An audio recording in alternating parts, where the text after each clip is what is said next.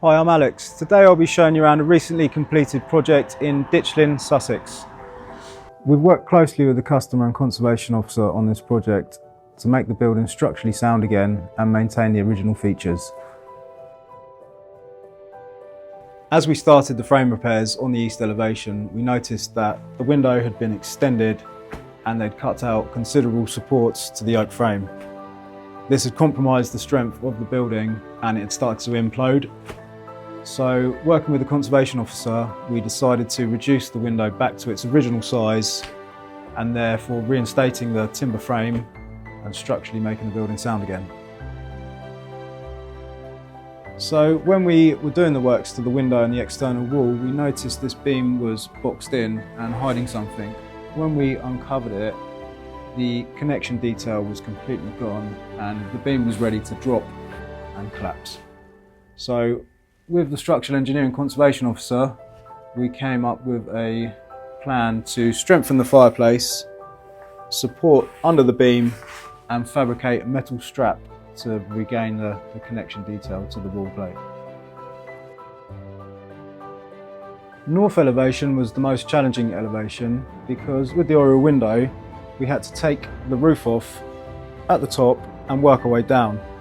We realised as we came down the tie beam with the jetty configuration had been being pushed over for the last 100 years and had completely split down the middle, so the tie beam needed replacing. The finials and the knee braces had hand carving in them and they were quite intricate, so it was quite a detailed bit of work. We then actually got to the oriel and had to take the frame apart to get the window out to repair it.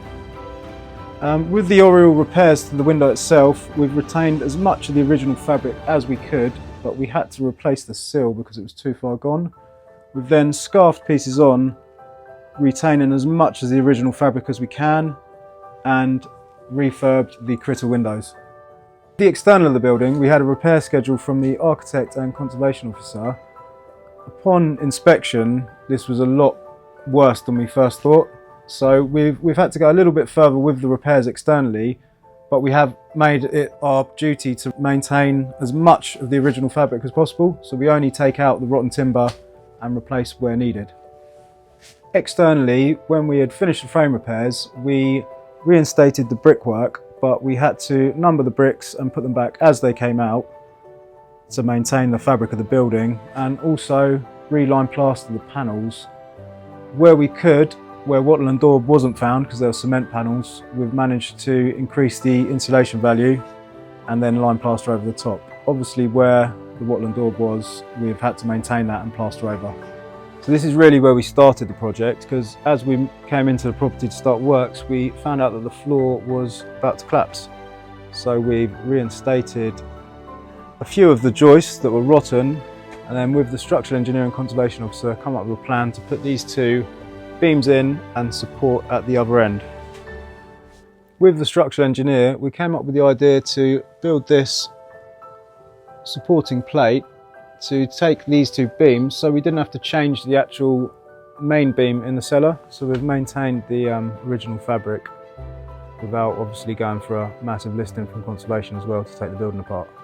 So to reduce the clear span of the joists above, the structural engineer came up with the idea of reinforcing them with this wall, but we incorporated that into some shelves for the customer, so that wasn't a dead space.